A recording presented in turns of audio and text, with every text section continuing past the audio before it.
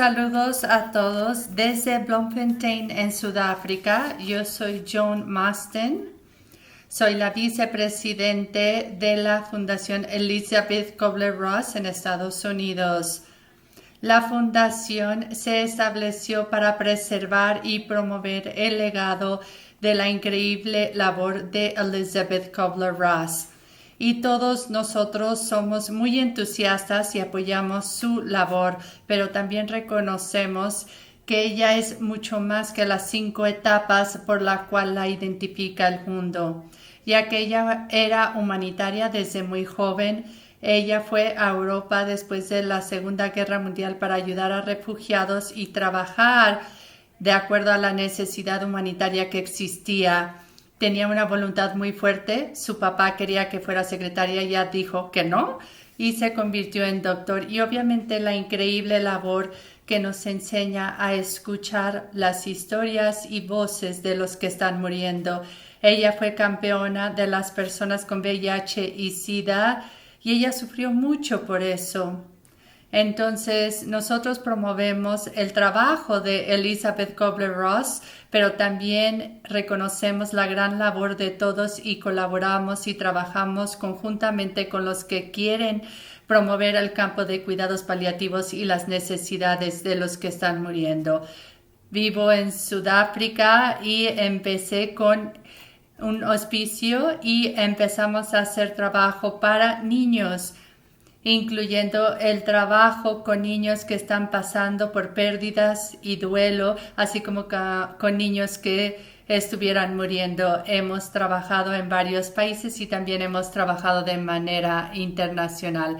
En Sudáfrica tenemos una red de cuidados paliativos que es el más fuerte en África y parte de nuestro trabajo tiene que ver con la parte emocional del cuidado de niños muy enfermos y trabajar con su pérdida, con la pérdida de los padres y dar ayuda a todo el personal que participa en esta trayectoria final del menor. Entonces el trabajo que hacemos es cara a cara, es un cuidado práctico totalmente, incluye educación e investigación y trabajamos con los niños y ellos nos enseñan muchísimo. Cuando entré a este campo no sabía nada. Sabía de pediatría y tenía mis propios hijos. Pero todo lo que he aprendido de los sentimientos de los niños, cómo experimentan y cómo expresan sus sentimientos, vienen de los niños. La labor que hacemos es con los niños muy enfermos en la comunidad. En las diferentes áreas trabajamos en memoria, tenemos un muro de memorias. Los niños saben que van a estar en ese muro y que los recordaremos siempre, pero también trabajamos para ayudar a preservar su niñez, para permitirles que sean niños el mayor tiempo posible y que vivan de la mejor manera posible. Queremos que sean parte de la comunidad, de la familia y apoyar e involucrar no solamente al menor, sino también a la familia. Y obviamente la familia y el menor nos apoyan a nosotros en nuestro trabajo. Entonces dejaré que la siguiente persona nos hable de su trabajo. Pero sí, tenemos muchísima educación en línea que sale desde Sudáfrica.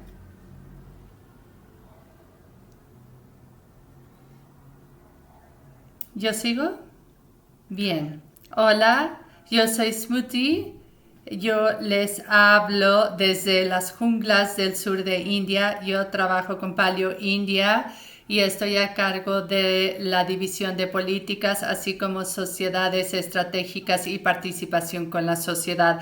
Creemos que además de facilitar el acceso a medicamentos esenciales para cuidados paliativos y crear habilidades y capacidades y trabajar con los legisladores, una parte muy importante de todo esto es la generación de la demanda de la comunidad, ya que si la comunidad no participa, pues la atención de la salud no es completa.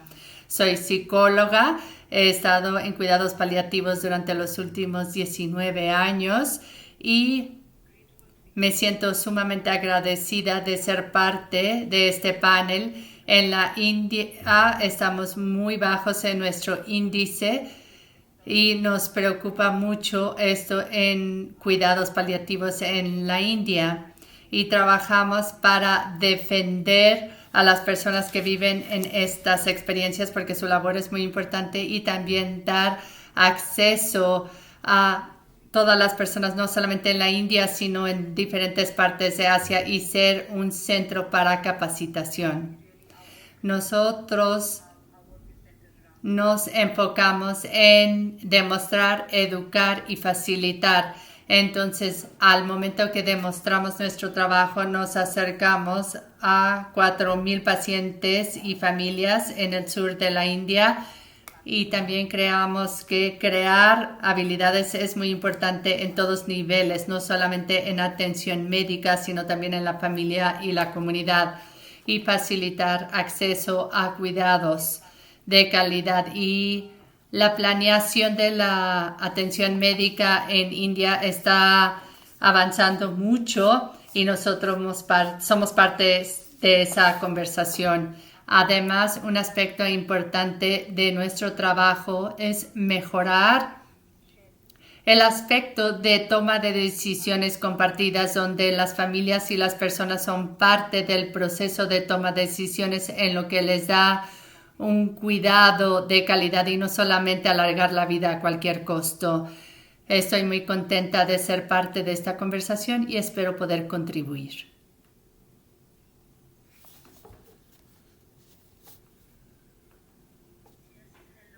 Hola, yo soy Marie Claire, soy de Líbano. Soy enfermera de cuidados paliativos. Comencé como enfermera en terapia intensiva, ahí estuve muchos años y yo siempre creí que el paciente está con nosotros, aunque ya está en la etapa final de vida y siempre quise saber más sobre el fin de la vida e hice estudios en Francia de cuidados paliativos y tuve la oportunidad de ser cofundadora del primer hospicio en Líbano para cuidados paliativos. Y ahorita estoy trabajando en un hospital universitario. Ahí empezamos con el proyecto de cuidados paliativos. Llevamos poquito, tenemos mucho que hacer todavía en Líbano. Y mi enfoque principal es decir que el cuidado paliativo no es el final de la vida, es ayudar a las personas a vivir hasta el final. Y no es fácil de hacer porque cuando el paciente llega contigo ya está en cuidado paliativo y tratamos de explicarle que está empezando algo bueno y que queremos estar con esa persona y caminar al lado de esa persona hasta el final. Y me siento muy contenta. Yo comencé estas sesiones de Elizabeth Kubler-Ross hace 2 años, en el 2020. Desde entonces siento que su espíritu trabaja conmigo todos los días.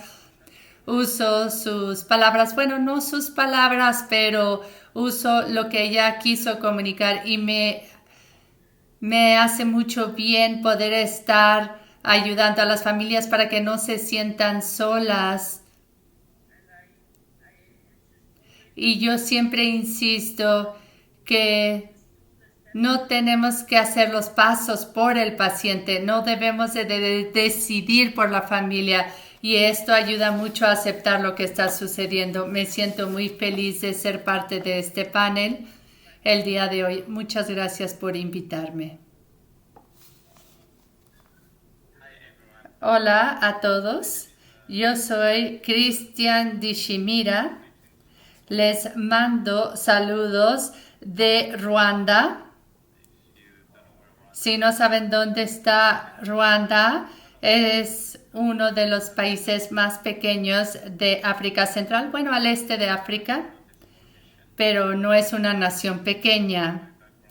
Y mis antecedentes son como médico en cuidados paliativos y soy el director ejecutivo y fundador del Centro Africano para Investigación en Cuidados de Final de Vida. Es una organización sin fines de lucro en Ruanda y la visión llegó después de estudios que hice en Boston. Regresé a casa y me di cuenta de que la mayoría de los modelos de atención en África viene de Europa y de Estados Unidos, y a veces entran en conflicto porque la percepción de la muerte y morir se tiene que contextualizar a lo local. Y la cultura social del paciente y de los parientes le quitan dignidad y un sentido de humanidad con los pacientes, porque el cuidado paliativo se enfoca más que nada a los medicamentos y olvidamos que también podemos atender la enfermedad, pero no estamos atendiendo a la persona, pero a la vez es difícil atender a la persona sin atender la enfermedad. Ahora estamos comenzando con un movimiento que se llama Cuidados Paliativos de Ubuntu. Ubuntu es una filosofía africana que se arraiga a la percepción africana de la muerte y de morir. Ubuntu es algo que no puedo traducir, porque si lo traduzco lo traicionaría. El significado, bueno, puedo explicar qué significa Ubuntu. Significa yo soy lo que soy por ti. La gente es quien es a través de otros. No se trata de mí, se trata de nosotros. Y parte de mi motivación es precisamente asegurarme de que cuando hablemos del cuidado centrado en el paciente, normalmente en nuestro contexto es un cuidado centrado en la comunidad, porque no definimos al paciente como un elemento aislado, sino que es parte del ecosistema de toda la sociedad. Entonces, al tratar de aislar al paciente, estamos deshumanizando al paciente y a los parientes. Entonces, esperemos que nuestro centro pueda contribuir con el trabajo que hemos hecho con los materiales de Elizabeth y también con otros pioneros en cuidados paliativos. Y nosotros llegamos con dos partes fundamentales de nuestro trabajo y tengo dos preguntas que no sé si podré responder, pero yo creo que necesitamos 2 o 3 generaciones para atender eso. Pero las dos preguntas son: ¿cómo mueren los pacientes africanos? Y número 2, ¿cómo le gustaría al paciente africano morir? Porque estas preguntas no se han respondido de acuerdo a mi experiencia, porque a veces duplicamos, y realmente creo que la educación no necesariamente significa duplicación, más bien adaptación.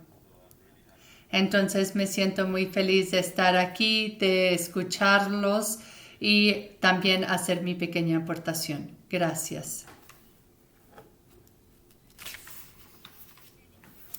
Saludos a todos, yo soy Keisha Shelma. Soy de la India y estoy trabajando en la capital del país, Delhi. Y recibí mi educación en psicóloga oncológica con pacientes de cáncer. Mi experiencia es de 9 años y en los últimos 9 años he estado trabajando de manera muy estrecha con pacientes de cáncer, y el entendimiento tiene que partir de ahí, porque por ejemplo en India empezamos a colaborar con las etapas finales de cáncer, y mi interés en cuidados paliativos desde un principio ha sido de que al momento de que trabajaba con pacientes de cáncer estaba en cuidados paliativos también. Y mi introducción de duelo era cuando tuve 14 o 15 años. Leí el libro de Elizabeth Kobler de Morir, y después serían cosas en mi vida que fortalecían mis creencias, y mi interés especial en cuidados paliativos es en atención en final de vida con niños, porque muchas veces creo que en India estamos como que por todos lados. No hacemos partícipes a los niños en el duelo y en muchas cosas que están sucediendo dentro del hogar, sobre todo cuando se trata de morir y muerte. He estado trabajando en diferentes culturas dentro de la India. He hecho práctica en la parte sur del país y un par de años también estuve en la parte noroeste y ahorita estoy en la parte norte de la nación, y toda la idea es poder entender distintas culturas dentro de una sola nación. Como alguien lo dijo, India por sí solo es una nación de varios continentes. Entonces tenemos muchas culturas diversas y eso ha dado mucha luz al entendimiento. Y como lo dijo Joan, aprendemos de los pacientes. Yo no puedo decir que aprendí mucho de los libros o capacitaciones. Aprendí mucho más de cada uno de mis pacientes. Gracias a Ken Ross, sí estuve con él hace un par de semanas. Bueno, me vinculé con él y él me vinculó con Wilka. Y estoy muy contenta por eso y estoy feliz de estar aquí. Quisiera escuchar sus perspectivas y muchas gracias por incluirme. Gracias a todos. Yo soy Wilka Roig y estoy en la parte central de México. Soy la representante del capítulo de la fundación de Elizabeth Kubler-Ross. También estoy a cargo de la educación en esto. Soy psicóloga transpersonal, soy doula y también terapeuta de duelo. Me encanta escucharlos a todos porque podemos considerar cómo la cultura y la comunidad es tan importante en cómo adaptamos nuestra misión a las necesidades de nuestra gente. En México es muy interesante. La fortaleza más importante del trabajo de Elizabeth Kubler-Ross ha sido en duelo y en tanatología. Hay un movimiento muy fuerte, así como también una presencia muy fuerte de tanatología. Y muchos vinculan a Elizabeth Ross con eso. Lo de cuidados y paliativos y hospicio es un legado que ha sido más complicado de adoptar por diferencias culturales que existen en este país. En este momento nuestra situación de cuidados paliativos no es la mejor y estamos empezando a trabajarlo. Nosotros tenemos que cambiar la perspectiva de qué es esto. En México hay una suposición aún dentro de la comunidad médica de que los médicos de cuidados paliativos son los que traen la morfina y siempre lo asocian con esto como una droga y hay sistemas de creencias que se tienen que suavizar para que lleguemos a tener una presencia más influyente en cuidados paliativos y llevar cuidados paliativos a la gente.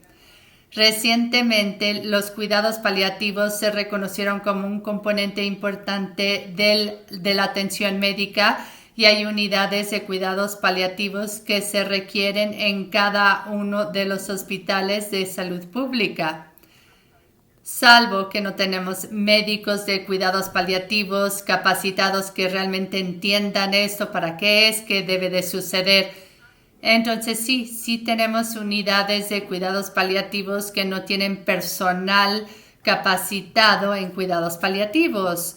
Se podría decir que no lo tenemos, aunque sí se debía establecer. Entonces ahora los médicos de cuidados paliativos que ya están empezando a hacer este tipo de cambios son médicos de consulta privada.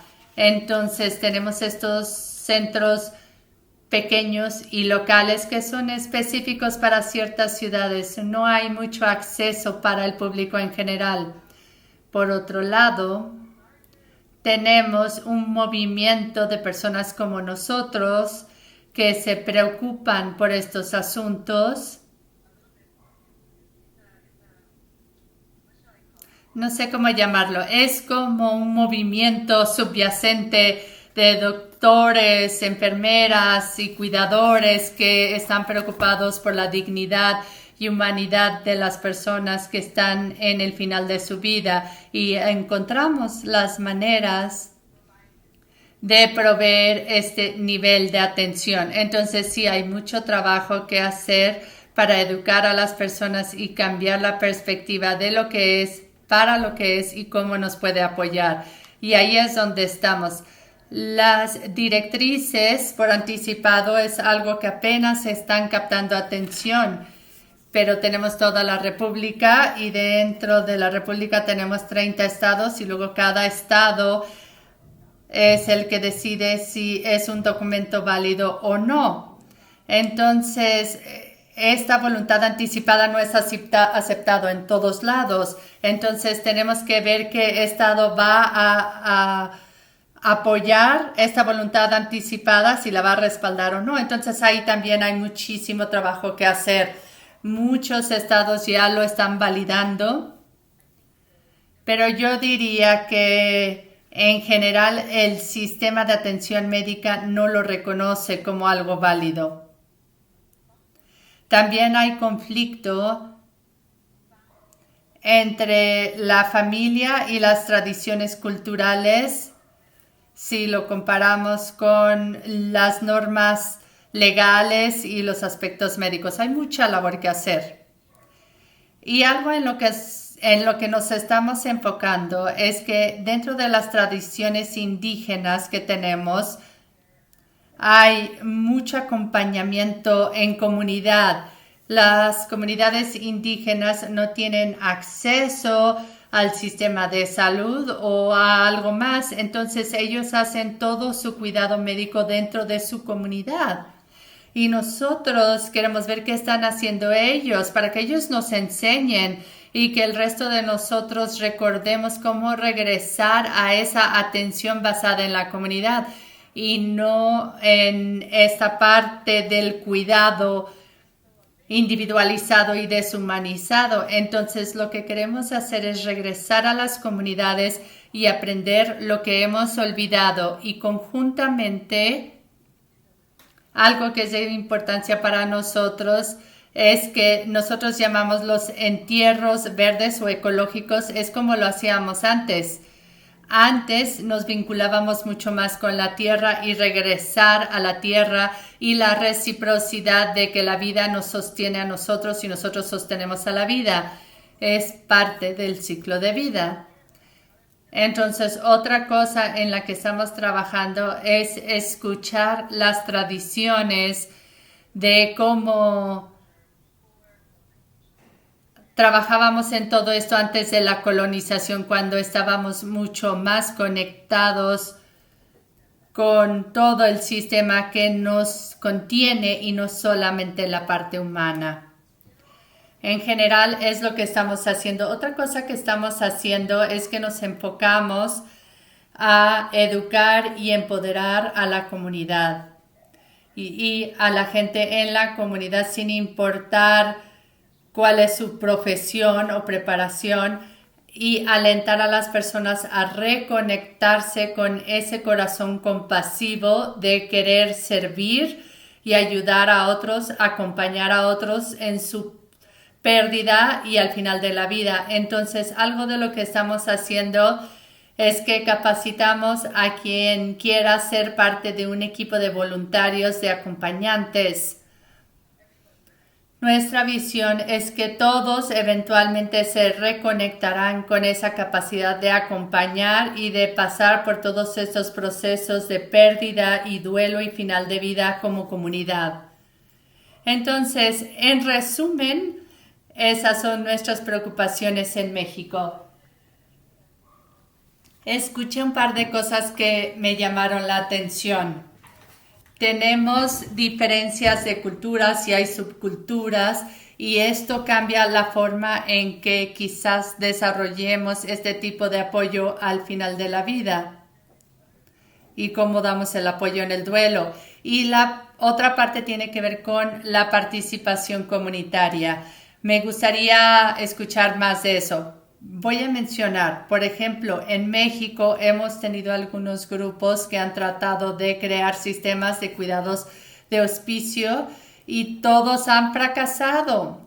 ¿Por qué? Porque el sistema aquí no tiene sentido, como también tiene sentido en Estados Unidos o en Europa. Y con colegas en Latinoamérica empezamos a pensar en cómo desarrollar un sistema o algo que dé un apoyo a este cuidado de hospice, pero no está vinculado al sistema de atención médica porque pareciera que no está funcionando. El sector privado por sí solo tampoco funciona. Entonces, ¿qué puede surgir de esto para que realmente podamos tener algo similar a un cuidado de hospice por los desafíos que hemos enfrentado? Porque los sistemas varían. Entonces, me interesa mucho escuchar cómo es que otros países están logrando esto. Nosotros volteamos a ver mucho qué está haciendo India en Paleo India como un modelo diferente para que quizás comencemos a establecer esto con cimientos más fuertes que dure por generaciones. Ahora abro el piso para comentarios. Yo quisiera mencionar algo. Creo que como lo dijiste, muchos han mencionado la cultura, la influencia de la cultura y cómo se cuida de los que están muriendo, pero cuando trabajamos con los niños tenemos una cultura adicional, la niñez. Cuando trabajamos con los niños y aprendemos de ellos, tenemos que respetar su cultura también. Y eso va mucho más allá de la cultura del grupo del que vienen y tiene una influencia en cómo nos comunicamos con ellos, cómo los hacemos sentirse seguros, cómo hacemos que se sientan parte de la comunidad. Tenemos un hospice de niños y si vas a los hospices de Estados Unidos y de Europa, los niños comparten habitaciones porque si los ponemos en una habitación solos se sienten como castigados, como si se hubieran portado mal. Entonces sí, obviamente si hay una infección o algo o si necesita atención extra, sí, están en una habitación aparte, pero aun cuando están muriendo, quieren ser parte de la comunidad. La gran mayoría de nuestros programas están en las comunidades, en hogares de los niños, pero también en los hospitales. Pero creo que cuando la gente habla de cultura, olvida la cultura de la niñez, porque va cambiando conforme se va desarrollando el niño y tenemos que relacionarnos con ellos en la forma en que ellos entiendan y se comunican y darles ese espacio seguro, porque en la cultura de adultos decimos, no, es que no vamos a hablar con los niños de la muerte, pero el niño quiere hablar al respecto. Entonces usamos mucha poesía, contar anécdotas, danza, música, representaciones artísticas para poder entrar al mundo del niño. Ese es un comentario que quería compartir en relación a la cultura. Wilka, gracias por ese arranque tan fantástico, porque hay tantos equipos que mencionaste, desde comunidad, desde descolonización, que es algo importante, sobre todo nosotros que estamos en países de ingresos medios a bajos. Y muchas gracias, Joan, por esa idea tan maravillosa. Esa parte es tan importante, la comunicación, el vocabulario, y tenemos que llegar a la persona donde está esa persona que incluye a los niños. Y si hablamos hasta de la salud universal, es algo como muy utópico, pero creo que desde donde estamos podemos tomar elementos de cada uno de estos. Y lo que se ha quedado conmigo con esto es que tenemos que hacer participar a todas las personas en el diseño e implementación de los sistemas de atención médica. Y eso es lo que nos falta. tenemos que trabajarlo. Y muchas veces en nuestros programas trabajaba con un doctor y dice, no, es que al final es como una gran fortaleza. Los ricos no pueden salir, pero los pobres no pueden entrar. ¿Cómo movilizamos a las comunidades? Y creo que eso es lo importante de los cuidados paliativos, porque a diferencia de otros cuidados, es que no tienes que tener un doctorado para ayudarlo, o sea, no tienes que tener una licenciatura o preparación médica. Cualquier persona puede participar en la filosofía de cuidados paliativos. Y tuvimos un ejemplo maravilloso con COVID en India. Cuando todo estaba cerrado en Paleo, India, reconocimos que aparte del hecho de que solamente las personas con COVID podían entrar a los hospitales, ¿qué pasa con todos los demás que no tenían COVID y que también están enfermos, solos, viejos? Entonces pusimos un anuncio en el periódico y pedíamos que personas de 20 a 40 personas que tuvieran un automóvil que nos ayudaran, por ejemplo, llevar medicinas o poder llevar diferentes productos. Y tuvimos una respuesta fabulosa. Fue increíble la cantidad de personas que se apuntaron. Entonces, otra cosa que quiero decir es que hablamos mucho del modelo de cuidados paliativos, pero creo que a veces se limita en cómo lo ven las personas, porque es muy importante recordar que no solamente hablamos de transformar el modelo Carol, sino que somos un país de continentes y lo que funciona en Carola no va a funcionar en otros lados. Entonces tenemos que ver la fortaleza de esa comunidad, de ese distrito, de ese grupo de personas. Y creo que un ejemplo perfecto es lo que sucedió en Mizoram, que está al noroeste de la India, donde participaron los líderes espirituales en una de las iglesias más importantes de ahí. Hablaron de cuidados paliativos y automáticamente hubo un efecto dominó y de cascada, porque creo que ahí en ese estado son 90% cristianos y lo adoptaron. Y ahora lo hacen. Creo que hay tantas maneras de ser creativos cuando hablamos de cuidados paliativos y sobre todo de cuidados al final de la vida. Y creo que hay algunas cosas muy locales, pero otras son universales. Creo que globalmente queremos definir todo esto y ser mejor sociedad. Creo que tiene que ver con regresar a lo básico. ¿Cómo se hace? Es como lo que dijo John, contar anécdotas. Ningún libro de texto te enseñará el lenguaje del cuidado como lo hace una anécdota. Así que solamente quería compartir esa historia con ustedes.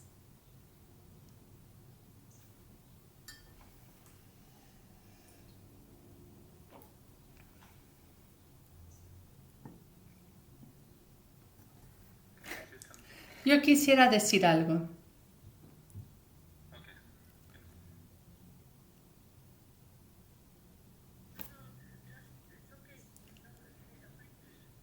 Adelante, Cristian. Adelante, Cristian. Yo haré mi intervención después de ti. Muchas gracias, Wilka,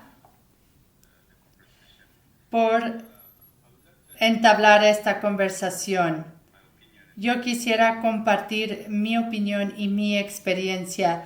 Cuando estuve estudiando cuidados paliativos en Ruanda, me enfoqué tanto en el acceso a la morfina, porque yo decía, si podemos tener morfina, se resuelven todos los problemas de cuidados paliativos. Y ya después me di cuenta con mis viajes que no es cierto, que fui a países que tienen morfina y tienen oxicodona y otros medicamentos y todos son analgésicos buenos. Y a veces es peor el caso de ahí que en Ruanda. Y me di cuenta que quizás más bien tenemos que pensar de manera diferente y tenemos que tratar de aprender unos de otros. Tengo un par de puntos que quisiera compartir. Número 1, mencionaste cultura. La cultura es sumamente importante porque la cultura representa las realidades de las personas, representa sus creencias y percepciones.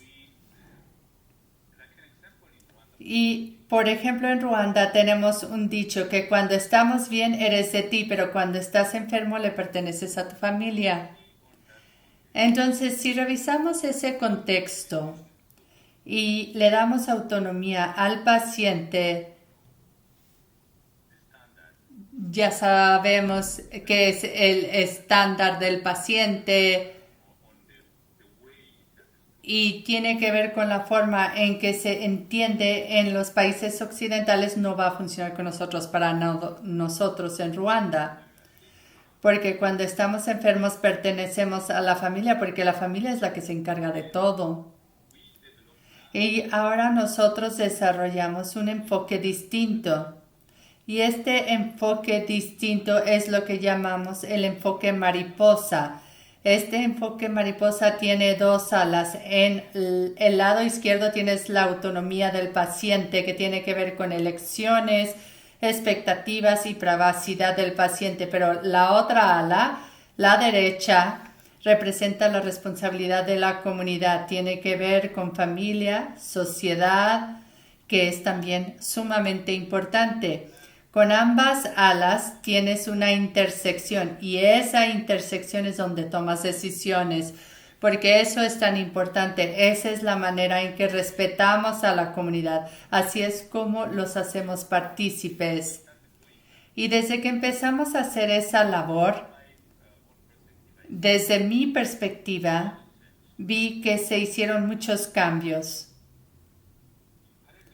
Porque en cuidados paliativos dicen tenemos que hacer partícipes a los parientes. Eso es en teoría, pero en la práctica es algo muy diferente. Cuando empezamos a participar con la familia, recuerdo un caso de una reunión con una familia y como se imaginarán en África, cuando haces una reunión con la familia, ¿cuántas personas esperas que lleguen? Pues casi llega todo el pueblo. O sea, estamos hablando de 40 o 50 personas que llegan a la reunión y como médico yo no voy a decir nada más, voy a hablar con 2 o 3, no. Tengo que darle la bienvenida a todos y tengo que desarrollar un lenguaje distinto para comunicarme, no solamente con el paciente, sino con toda la familia. Y con el enfoque mariposa lo facilitó mucho porque ellos son dueños de la responsabilidad del paciente y al mismo tiempo respetan la privacidad y decisiones del paciente y siempre hay una intersección, no es uno solo y otro. Yo no estoy de acuerdo en que la familia son barreras y desafíos, claro, sí puede haber conflictos. Pero el conflicto, aun con el lenguaje que he aprendido, aun cuando hay conflicto, es parte del sufrimiento. Ellos sufren por ver a su ser querido morir. Y como el paciente es la fuente de conexión, pues también es una fuente de conflicto. Es el lenguaje del sufrimiento y no un desafío. El segundo punto tiene que ver con el significado. El significado tiene que ser justicia social cuando hablamos de cuidados paliativos. ¿Por qué? Porque el cuidado paliativo existía antes del cuidado paliativo moderno. Entonces, como lo dijo Ruanda, tenemos que adoptar. Si empezamos a adoptar, esa es una percepción distinta, ofrecemos un enfoque distinto en el cuidado paliativo, porque muchas veces tenemos que adoptar documentos del oeste, del este, pero olvidamos que siempre existe una práctica en el contexto local. Eso es sumamente importante y si vamos a tener un cuidado paliativo global, pues lo global es local y lo local es global.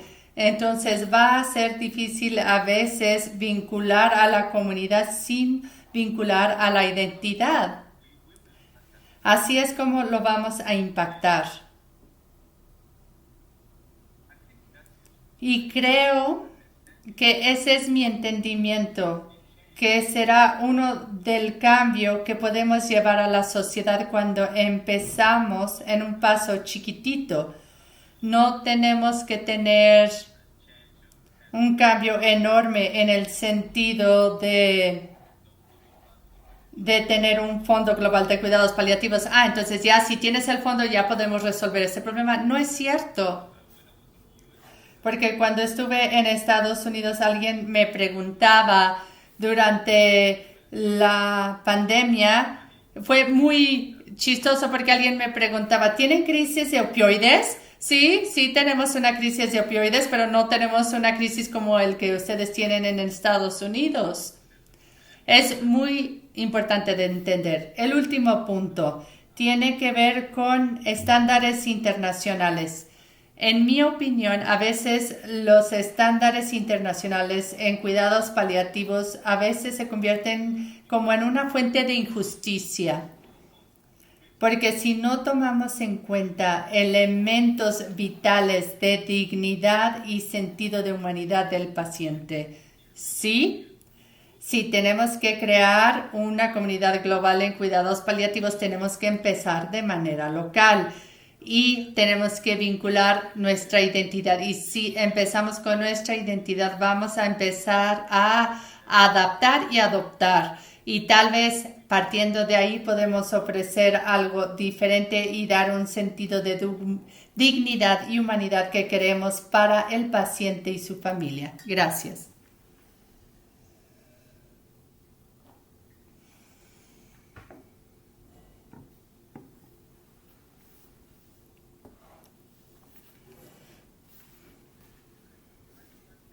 Para continuar en relación a los cuidados paliativos, vemos que es la base de la vida, es lo que teníamos antes. Y aún cuando yo estaba trabajando en terapia intensiva daba cuidados paliativos, porque los pacientes tienen que quitarse ese sentido de culpa. Entonces, cuando la familia entiende lo que está sucediendo y lo que es mejor para la familia, aceptan no exagerar con los medicamentos y estar con el paciente hasta el final lo más posible. En Líbano, como ya les dije, fui cofundadora del primer hospice y en un inicio la gente no sabía qué hacíamos en estos cuidados en la casa y hacíamos preguntas muy sencillitas y para ellos no era importante hablar de cosas tan sencillas y después de un par de días nos dicen, ya entendemos a qué vienes, estás cuidando de nosotros, quieres lo mejor para nosotros. Entonces es una manera de darles seguridad y esto les da confianza y ayuda para aceptar lo que queremos ofrecerles. Y esta es una manera en la que empiezan a entender los cuidados paliativos. Y después de que el paciente parte, a veces ellos decían, teníamos felicidad cuando llegabas porque se restaura a esa persona y así la gente empieza a aceptar lo que quieres dar. Y en Líbano somos un país multirreligioso, tenemos muchísimos problemas. De hecho, estaba preocupada si iba a poder conectarme porque no sabía si íbamos a tener internet porque estaban diciendo que a lo mejor no íbamos a tener. Entonces, con lo que está sucediendo actualmente, la gente no puede llegar fácilmente a un hospital. Por lo tanto, necesitan esta ayuda, necesitan sentirse seguros y no abandonados. Y estamos en tiempos en los que les podemos ayudar más y explicarles cómo los podemos ayudar porque no los estamos abandonando. No les estamos diciendo vete a casa porque no haya más que hacer, sino que vete a casa y estoy contigo y te voy a ayudar a ti y a tu familia. Yo siempre les digo, si la familia es buena, como lo dijo Cristian, la familia es muy importante en nuestros países. Si la familia está segura, ayudan muy bien al ser querido. Entonces hay muchísimo que hacer, pero los pasos pequeños son los que están ayudando a otros. Y como hablábamos de morfina, queremos quitarle el protagonismo a la morfina. Un ejemplo, hace 6 años yo cuidaba de un paciente. Este paciente estaba sufriendo mucho dolor y la familia se resistía a la morfina. Cuando el paciente tomó la morfina por primera vez, durmió bien y murió al segundo día. La semana pasada me hablaron y me dijeron de un paciente nuevo y cuando le diste morfina a mi padre, él murió, pero él durmió muy bien antes de morir, fue lo que les contesté. Entonces ahora sí ya pidieron la morfina. Entonces ya no le dieron tanto, pero a la vez no estaba ya llorando con dolor y así ellos pudieron estar con su madre 4 o 5 días con la mamá despierta y así aceptaron la idea de darle morfina y ver a su ser querido en paz porque ella ya no estaba gritando de sufrimiento. Lleva tiempo, pero cuando ven paz en su ser querido, ellos aceptan la morfina y es más común que lo pidan y eso es todo.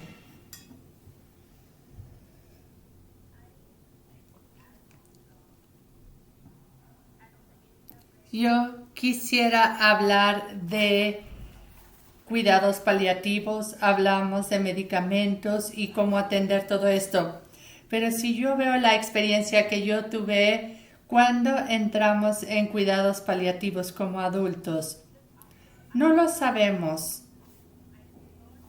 Yo aprendí el término cuidado paliativo con mi trabajo con pacientes con cáncer. ¿Por qué no tenemos este diálogo antes? Empecé a estudiar psicología y en la graduación de maestría hasta ese punto no hablábamos de cuidados paliativos y no tenemos oportunidad de ver el aspecto psicosocial y espiritual. Hasta el día de hoy, cuando vimos el cartel y un tweet del mismo programa, es una expo de muerte y morir. Y si personas ven este cartel, este póster, no se sienten cómodos porque no les gusta mucho por qué la gente está hablando de muerte y morir. Yo hablo de los aspectos psicológicos, pero yo creo que tenemos que desmistificar todo esto y tener diálogos abiertos de muerte, cuidados paliativos, de duelo, porque creo que todos nosotros aprendimos de cuidados paliativos solo después de ya trabajar en esto y ya después se normalizó porque lo platicábamos más y más y más. Hablar con los niños es un concepto muy lejano. ¿Por qué? Porque no nos sentimos cómodos hablando de esto. Si platicamos con los amigos y decimos, mira, tenemos este programa, te deberías de unir. Y también lo platico con mis colegas psicólogos. Todos dicen, sí, muerte y morir, no queremos hablar de eso. Pero está sucediendo con todos. Estamos todos lidiando con duelo, no es algo aislado, no es algo que vaya a pasar solamente una parte de la población, sino que todos lo vamos a pasar, algunos ya lo pasamos, lo estamos pasando o lo pasaremos. El duelo es una experiencia universal por el que todos pasan, todo ser humano va a tener este duelo, pero no hablamos del duelo, no hablamos de morir y de muerte, no hablamos del luto. Creo que todos tenemos que tener más diálogos, tenemos que normalizar estos conceptos, creo que tenemos que desmistificar los conceptos del duelo y que tengamos cada vez más conversaciones para platicar con colegas, con nuestra familia en la cultura en la que estemos. Ahí entra el siguiente paso. ¿Qué hacemos al respecto? Muerte y morir va a suceder, pero ¿cómo vamos a lidiar con esto? Y creo que se normalizará y ayudará a muchos a buscar ayuda, a buscar cuidados paliativos. La segunda parte de la que quisiera hablar es la prevención y compasión. Hemos trabajado mucho en esto y hay pocos que trabajan en cuidados paliativos y no queremos perder a estas personas. Y hay alta probabilidad porque hay pocas personas que trabajan en esta área, hay muchísimo trabajo. Si vemos la parte monetaria, no es bien pagada. En nuestro país, por lo menos, no es bien pagado. Si vemos las organizaciones que ofrecen cuidados paliativos, no es de gobierno, sino ONGs. No tenemos mucho financiamiento. Entonces aquí una persona que da su servicio con total compasión, pero la compasión no le pone comida sobre la mesa, necesita dinero también, tienen necesidades. Y si vemos lo monetario, es un requisito básico. Si vemos a las ONGs que dan apoyo, no tienen tampoco muchos fondos y la compasión es muchísima, pero no podemos pasar mucho tiempo con familia y nos fatigamos porque los cuidados paliativos son un área difícil, sí es complicado y no vamos a mentir al respecto. Y es muy fuerte y luego tenemos la posibilidad de tener una fatiga de compasión. Ya vemos que a pocas personas con una carga muy fuerte, no queremos perder a estas personas. Creo que tenemos que prevenir la fatiga de compasión. Y cómo nos quedamos con los que sí tenemos y que normalicemos las conversaciones sobre duelo, morir y muerte y cuidados paliativos. Muchísimas gracias. Yo quisiera ahondar en este tema. Qué bueno que hablas del aspecto de salud mental, porque sí, ofrecemos esta ayuda y hablamos de grupos marginalizados y vulnerables. Creo que los que están en esta área trabajando están marginalizados. Otra cosa que me hace mucho eco es que Keisha, por ejemplo, yo empecé a trabajar en cuidados paliativos a los 19 años por una experiencia personal. Yo estaba estudiando psicología, ahí en ese momento supe que yo quería. No hay razón alguna por la que alguien que esté estudiando psicología se vaya a cuidados paliativos. No es el programa más robusto, es como la introducción a los cuidados psicosociales y hay muchísimo que hacer en cuanto a la salud mental. En cuidados paliativos hablamos de bienestar social y espiritual. Sin embargo, no creo que haya suficientes esfuerzos para el desarrollo de planes de estudio para aprendizajes vivenciales. Y eso es algo que tenemos que considerar porque con esta ausencia los médicos, los enfermeros y los demás cuidadores lo tienen que hacer. Y ya están haciendo muchísimo. Es muy importante que amplifiquemos esta conversación de la que menciona Keisha. No solamente para aprender, sino para practicar y que las organizaciones apoyen a todas estas personas. Tuve una experiencia increíble cuando alguien me dijo del concepto de autocuidado, está como torcido, porque cuando hablamos de autocuidado le ponemos la responsabilidad de la atención médica y le decimos, sí, ándale, ve por atención, pero si las organizaciones no dan este espacio, Yo, por ejemplo, aquí tenemos enfermeras y pienso en las enfermeras en la India, son mamás jovencitas que se paran a las 4 o 5 a.m., preparan a sus niños, preparan todo y preparan el desayuno, atienden al esposo y luego van a un trabajo agotador y luego regresan y están haciendo tarea con los niños, están preparando la cena y se preparan para el día siguiente. ¿En qué momento tiene esta persona tiempo para autocuidado?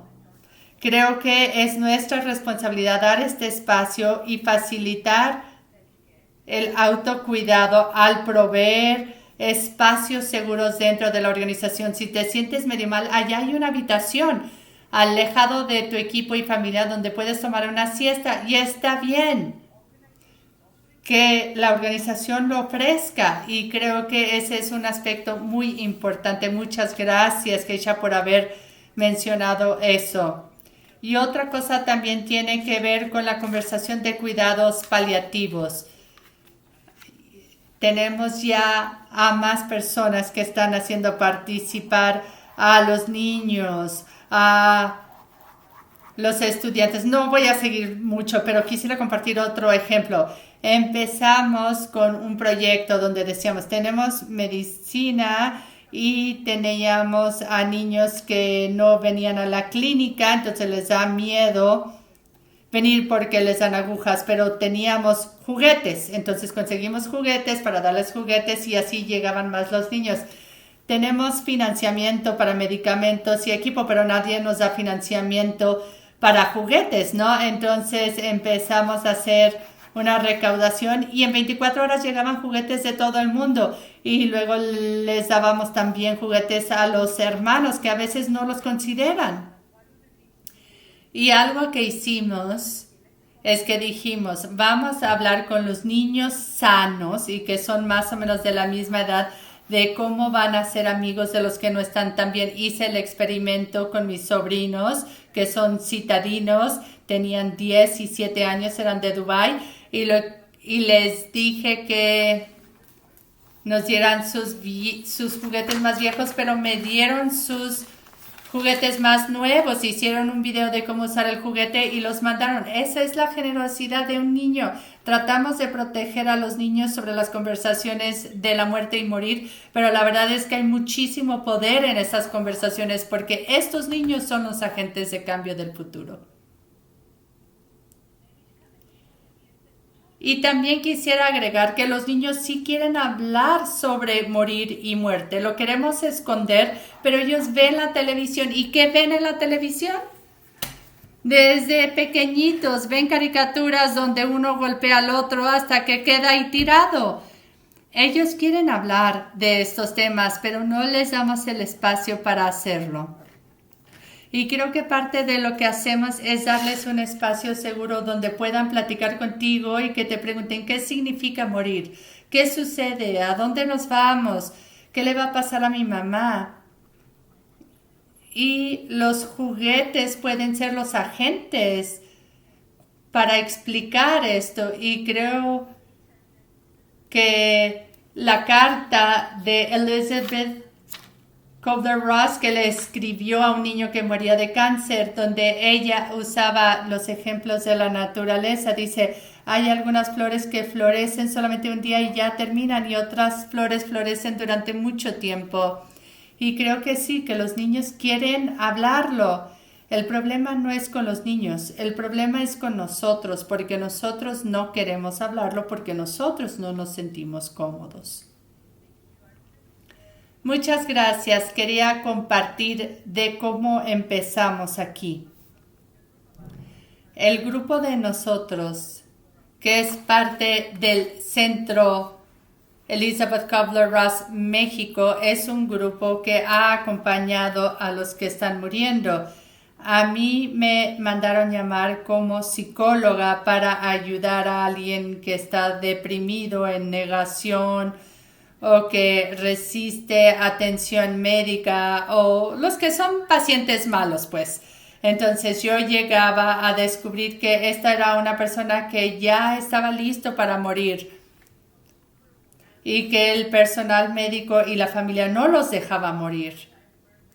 Y También trabajo con un gerontólogo, un geriatra, y empezamos a trabajar con los pacientes de otra manera y empezamos con lo que llamamos el enfoque de dula de muerte aquí en México.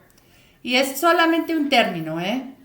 Tenemos hombres y mujeres en las comunidades que hacen exactamente esta labor y no es un papel específico, pero realmente esperamos redespertar esto en las personas. Y algo que hemos observado es que varios grupos han intentado comenzar con cuidados de hospice usando un modelo que funciona en otro lado y luego no funciona aquí y se desmorona porque hay una cultura, bueno, hay un par de cosas. Todos trabajan como por su cuenta, hay personas que solamente trabajan igual pero limpian casas y podrían trabajar como cuidador en un centro, pero no hay ese despertar, ese corazón con compasión, el impulso de querer ser parte de esto, de que sea algo mejor para todos. Nosotros creíamos que quizás lo que primero teníamos que hacer es ver si podíamos identificar qué corazones estaban despiertos y llamarlos a este trabajo. Entonces dábamos pláticas en la biblioteca y diferentes lugares para ver si alguien sentía el llamado y si sentían el llamado los capacitábamos para que trabajaran en este grupo de voluntarios. Entonces, si pensamos en la fatiga de compasión es porque estamos trabajando ya por nuestra cuenta y como equipo no cuidamos unos de los otros, no trabajamos como unidad, sino como individuos en un equipo. Entonces, lo que hemos estado haciendo es cultivar el corazón de un equipo, la mente de un equipo, la intención de un equipo. Y primero que nada, todos somos voluntarios y queremos que atendamos lo más básico, o sea, cualquiera que pueda trabajar como voluntario, trabajamos de manera conjunta y nunca solos. Entonces, ahora ya atendemos casos juntos, tenemos un mínimo de 3 personas, un caso no lo puede tener solamente una persona. Y luego tenemos reuniones semanales donde los que no trabajan en un caso son parte de esa reunión y compartimos lo que salió de la reunión y nos ayudamos para asegurarnos de cuidar unos de los otros. Es algo que está comenzando y nosotros pensábamos que si podíamos empezar ahorita en 3 generaciones ya todos van a trabajar conjuntamente y vamos a considerar cómo cuidamos unos de los otros en un espíritu comunitario sin importar el contexto. Es algo que hemos intentado como parte de no estar solos en el mundo, porque trabajamos con personas que están solos en su condición. ¿Por qué? Porque los aislamos y los ponemos en una cajita. Y luego también nosotros nos aislamos y trabajamos solos con esa persona. Entonces, en un intento de cambiar esto, sabiendo que yo siempre digo que el trabajo jamás será finalizada, nunca estará en un estado idealizado en lo que a mí me toca, pero haré lo que pueda hacer para las generaciones que vienen. Y otra cosa que me causa curiosidad es que yo he notado que por lo menos en México y en Estados Unidos y en el centro y sur América y en Canadá hay mayor apertura de poder tener estas conversaciones. Y que tienes el movimiento Death Café que está teniendo un movimiento importante en estas áreas, pero creo que están en todo el mundo más o menos. Y estos espacios que ahora son espacios dedicados a tener conversaciones sobre el duelo, morir y muerte. Entonces me pregunto si esto está sucediendo en otras partes. Sé que está sucediendo aquí. De hecho, en Norteamérica pareciera ser que ahora es una tendencia, pero la gente ya muestra más interés en estos temas. Entonces quiero saber si está sucediendo en otras partes. ¿Hay mayor apertura o es simplemente algo que está sucediendo aquí? Tengo curiosidad. Yo puedo responder primero. Yo quisiera compartir con ustedes que estamos escribiendo un artículo y espero que se publique muy pronto. Espero este mes o el que sigue. Y este es un trabajo que surgió de mi proyecto anterior cuando estuve en Boston. Y estaba haciendo estas reuniones sociales y viendo aspectos antropológicos de muerte y morir. Y yo me preguntaba, ¿por qué en Ruanda no hablamos de la muerte con el paciente? ¿Por qué es tan difícil para el médico comenzar con esta conversación? Entonces me di cuenta, bueno, regresé a mi país y empecé a hacer un poco de trabajo de campo y después los hallazgos fueron muy interesantes de la investigación, que son que número uno, la muerte no era una conversación difícil del periodo de la colonia. Era algo muy normal. Era algo normal, de verdad. En Ruanda tradicional la gente hablaba de muerte hasta con los niños. Y no era algo complicado. No era complicado hablar de la muerte. Y sobre todo, en ese entonces la muerte se veía como un logro. Y eso es muy interesante. Y después, en la investigación cualitativa, traté de entender cuál era el problema. El problema surgió con el cristianismo. En Ruanda veían la muerte como un logro, porque cuando alguien moría, toda la familia rodeaba al paciente y al rodear al paciente había un entendimiento y percepción de que si apoyamos a alguien que está muriendo, preparamos a un paciente para el siguiente paso y esa persona se convierte en el ayudador, es como el espíritu de protección y guía.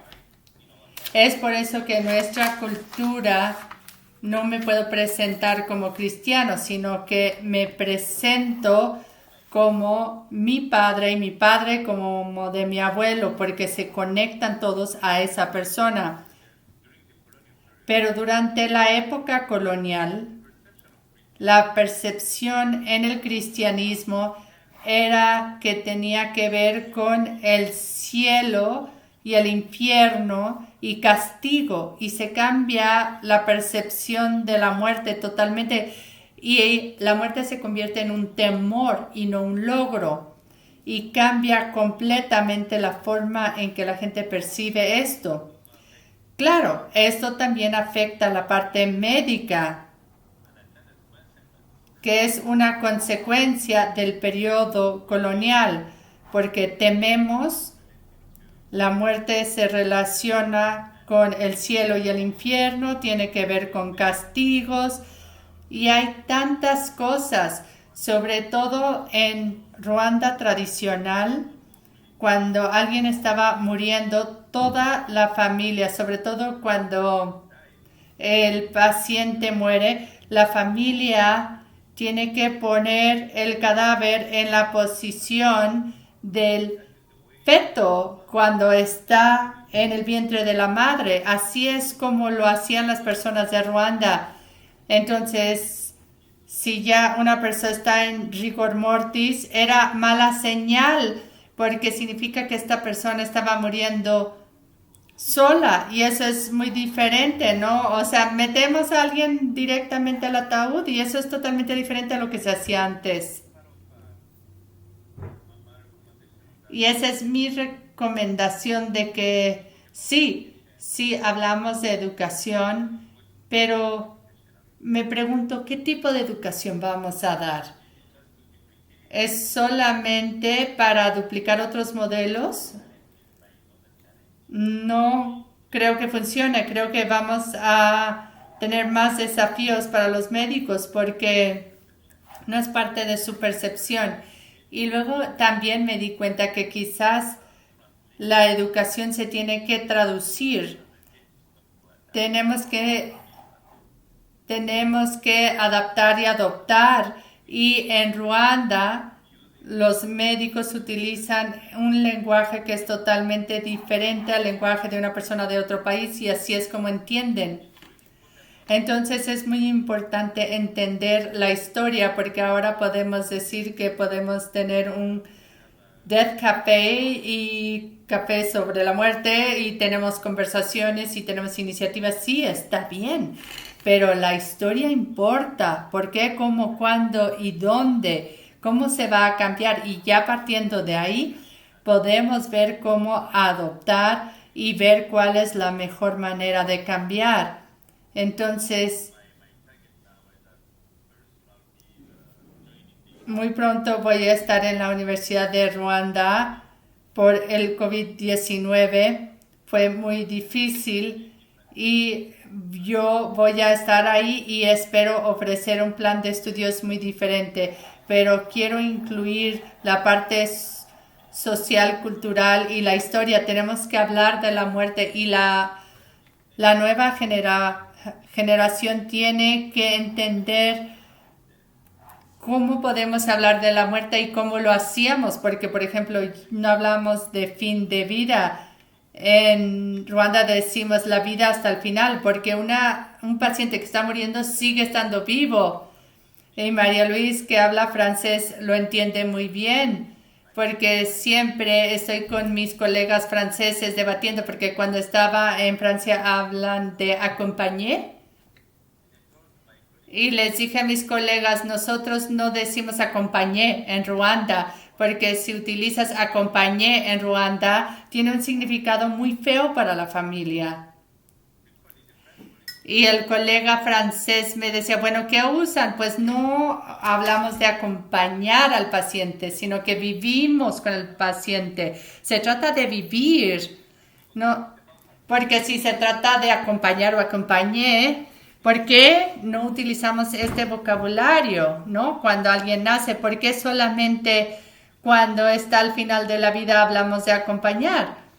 Y en Francia puede tener un significado muy fuerte porque es una sociedad individualista. Entonces, si tienes a alguien en tus últimos días es un lujo, pero en nuestra comunidad siempre estamos rodeados de gente. Entonces, no podemos utilizar la palabra acompañar porque ni siquiera se puede traducir en Ruanda. Tiene un significado malo.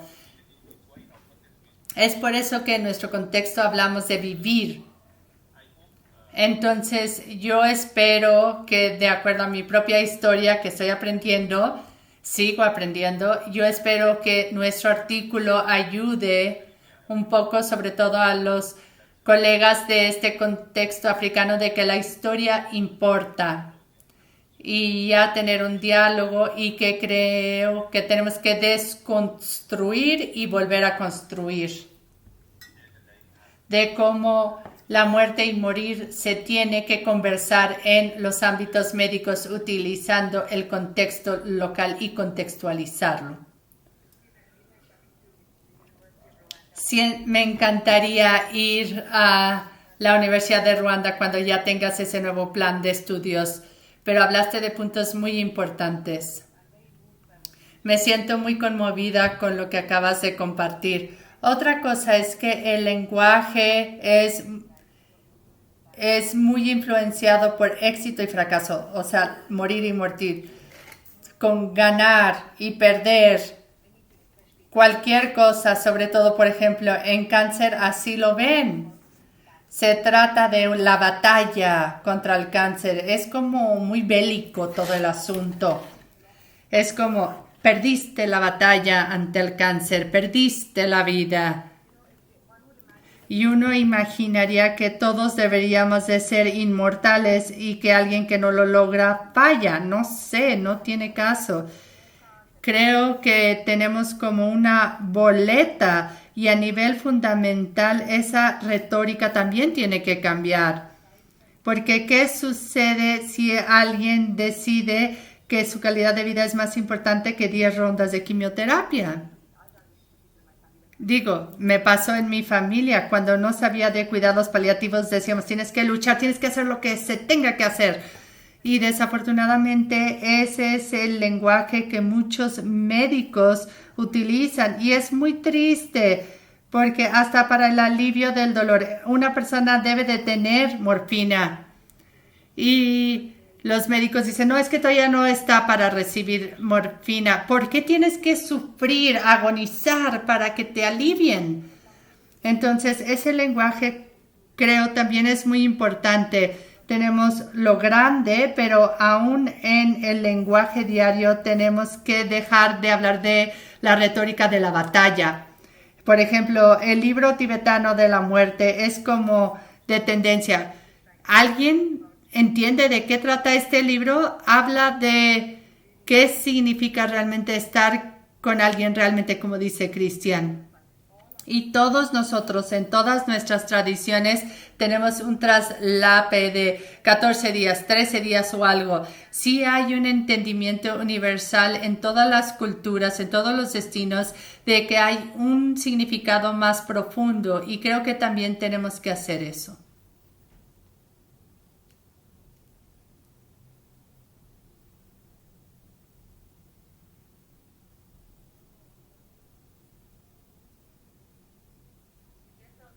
Bueno, pues entonces quisiera decir que me conmueve darme cuenta. O sea, es difícil de admitirlo, creo. Entonces, Cristian, gracias por mencionar esto.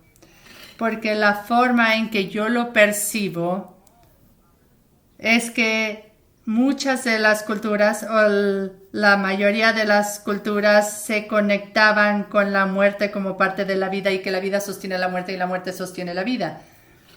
Y en nuestra cultura en México y en el Caribe y las culturas indígenas veían a la muerte como un triunfo y como algo que se espera, como algo diferente que sucede y que era simplemente parte de estar vivo, de caminar y vivir con la muerte, de apreciar a la muerte como parte de la vida y que hasta cierto punto parte de lo que entendemos aquí, como lo dices, Cristian, y yo creo que todos los demás que están aquí también, es que queremos recordar lo que sabíamos que de alguna manera se cortó. No quiero culpar a nadie ni señalar, pero perdimos mucho en algún punto. Y parte de lo que está sucediendo ahora, por lo menos aquí, es la necesidad de reconectarnos con eso y recordarlo y honrarlo.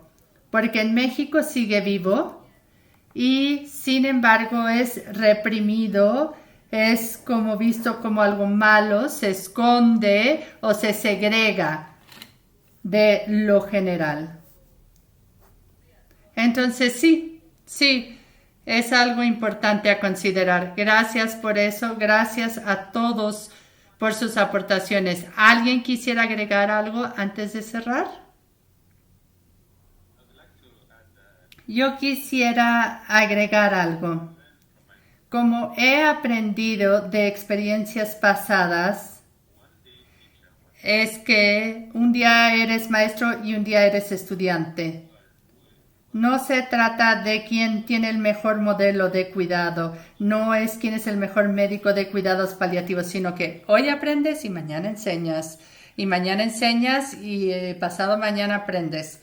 Creo que es un intercambio mutuo, es una experiencia mutua y eso es algo muy importante como proveedores de cuidados paliativos. Gracias. Muchas gracias, Cristian, por ese comentario, porque ya llevo 32 años en el campo y he aprendido tanto en esta conversación. Gracias a todos. Y mañana seré maestra y adivinen qué me llevaré a mi enseñanza. Gracias a todos.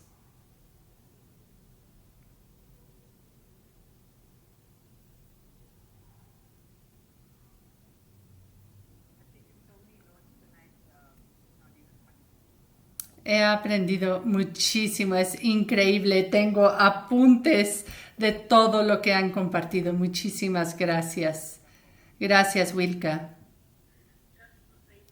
Yo quiero decir muchísimas gracias por compartir su experiencia, por compartir la cultura de su país. Creo que todos nosotros... Perdón, nos acaban de cortar la luz.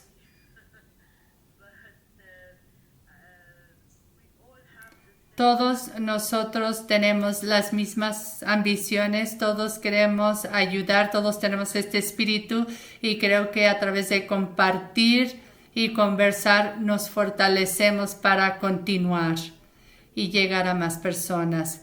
Muchas gracias por esta increíble conversación. Muchas gracias. Yo creo que vamos a cerrar por hoy. Muchísimas gracias a todos por su tiempo, por compartir, por hacer de esta sesión tan enriquecedora. Gracias por sus aportaciones. Ha sido muy inspirador para mí y me llevo mucho que pensar y estaré en contacto con cada uno de ustedes más adelante para ir pensando en cómo apoyarnos más. Muchísimas gracias a todos, ha sido fabuloso y seguiremos en contacto.